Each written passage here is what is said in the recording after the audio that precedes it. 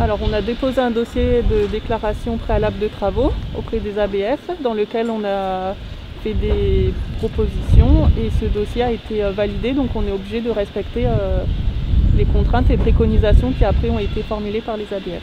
Quelles sont-elles ces contraintes et préconisations?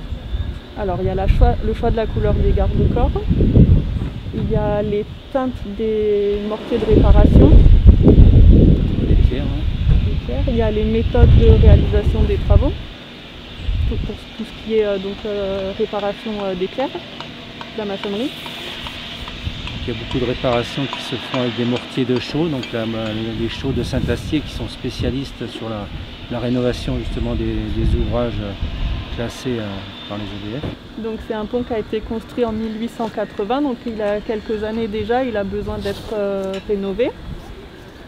Du coup, alors les travaux qu'on fait, donc il va y avoir au niveau de la chaussée, là on va déposer les garde-corps qui sont plus aux normes aujourd'hui et les remplacer par des nouveaux. On va refaire toute l'étanchéité de la chaussée parce qu'en fait, si l'eau s'infiltre à travers l'ouvrage, elle le dégrade, donc il faut qu'on traite ce point. Et puis on répare toutes les zones de maçonnerie là, qui sont endommagées.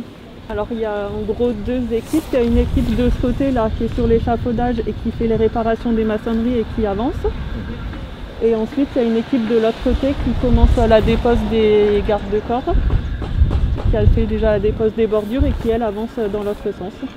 La chaussée elle va être un petit peu plus étroite que maintenant puisque du coup on va faire un un trottoir plus large côté amont.